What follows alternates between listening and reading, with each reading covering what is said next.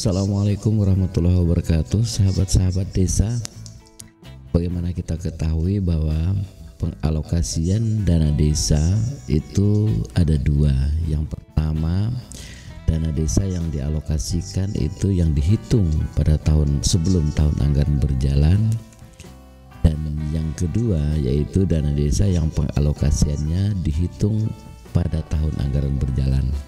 Nah, di kesempatan kali ini kita akan membahas tentang insentif desa atau tambahan dana desa yang dihitung pada tahun anggaran berjalan. Bagaimana pasal 11 Peraturan Menteri Keuangan nomor 146 tahun 2023 dijelaskan bahwa ada dua kriteria dalam pengalokasian insentif desa. Itu kriteria utama dan kriteria kinerja. Kita bahas satu persatu, teman-teman. Kriteria utama itu terdiri dari 3 parameter yang menjadi dasar pengalokasian insentif desa atau tambahan dana desa. Yang pertama, desa harus bebas dari korupsi pada semester pertama tahun anggaran 2024. Itu yang pertama, dipastikan desa tidak ada korupsi. Yang kedua, telah disalurkan dana desa non earmark. Jadi non earmark maksudnya dana desa yang ditentukan penggunaannya oleh Peraturan Menteri Keuangan nomor 146 tahun 2023, yaitu ada 3. Yang pertama, penanganan kemiskinan ekstrim, itu dalam bentuk bantuan langsung tunai desa yang setinggi-tingginya 25%. Yang kedua, ketahanan pangan desa minimal 20%, dan yang ketiga, desa menganggarkan untuk penanganan stunting berskala desa. Nah, 3 kegiatan itu telah tersalurkan. Yang ketiga, menganggarkan DD sesuai prioritas nasional, sehingga dilihat desa penggunaan DD-nya tahun anggaran 2024 sudah sesuai prioritas nasional. Jadi sesuai dengan Peraturan Menteri Desa PDTT nomor 7 2023 dan Peraturan Menteri Desa PDTT nomor 13 tahun 2023, sehingga desa tidak memenuhi kriteria ketika penggunaan dana desa di luar prioritas itu.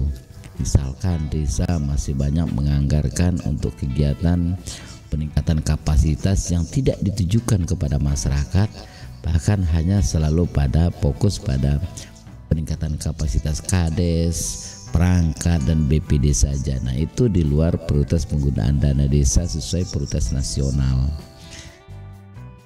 Oke, yang kedua yaitu kriteria kinerja. Kriteria kinerja ini terdiri dari 2. Yang pertama adalah kriteria kinerja pemerintah desa. Yang kedua, penghargaan dari kementerian dan lembaga terhadap desa. Itu bagian dari kriteria kinerja. Kriteria kinerja pemerintah desa itu dibagi 2 lagi, yaitu kinerja keuangan pembangunan desa dan tata kelola keuangan dan akuntabilitas keuangan desa. Nah, kita akan fokus membahas tentang kinerja PMDes atau pemerintah desa.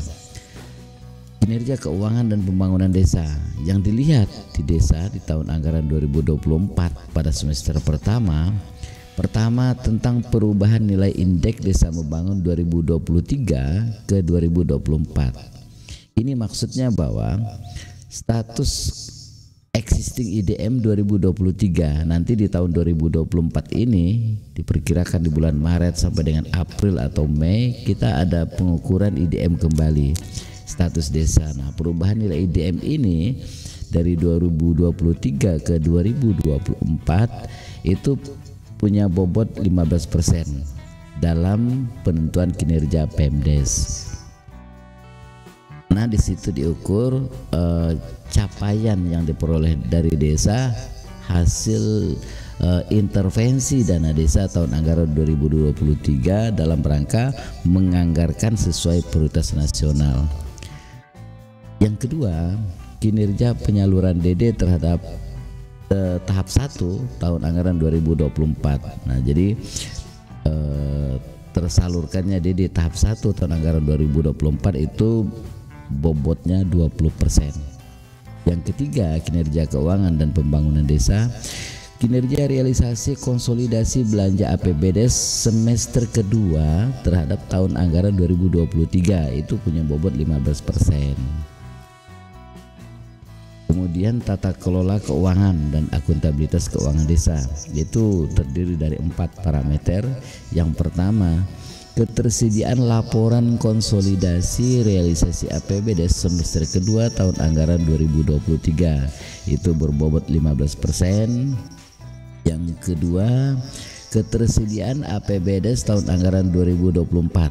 Jadi ketepatan waktu penetapan APBD, ketersediaan APBD-nya, gitu ya. Oke, yang ketiga, kelengkapan penyampaian data DTH. DTH itu data transaksi harian. Kelengkapan penyampaian data transaksi harian dan rekapitulasi transaksi harian tahun anggaran 2023 yaitu bulan Juni sampai dengan Desember ini punya bobot 5%. Ini tata kelola keuangan dan akuntabilitas keuangan desa yang diukur dinilai. Yang terakhir, kelengkapan penyampaian data transaksi harian dan rekapitulasi transaksi harian tahun anggaran 2024 khususnya semester pertama 2024 yaitu Januari sampai dengan Mei itu punya bobot 5%. Itu kira-kira teman-teman yang diukur untuk pengalokasian insentif desa atau tambahan dana desa yang dihitung pada tahun anggaran berjalan. Kemudian data pengalokasiannya itu Direktorat Jenderal Perimbangan Keuangan itu menyampaikan permintaan ada 2, yaitu kriteria utama tadi, kemudian yang kedua kriteria kinerja tahun berjalan.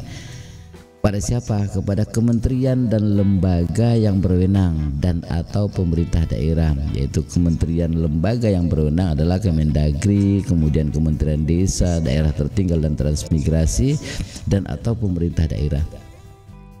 Ya.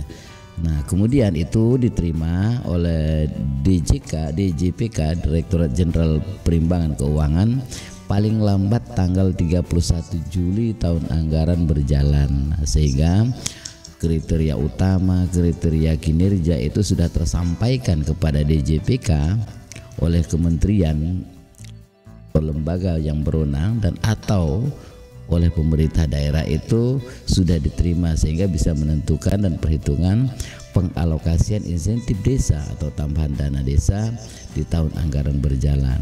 Begitu ya teman-teman, sehingga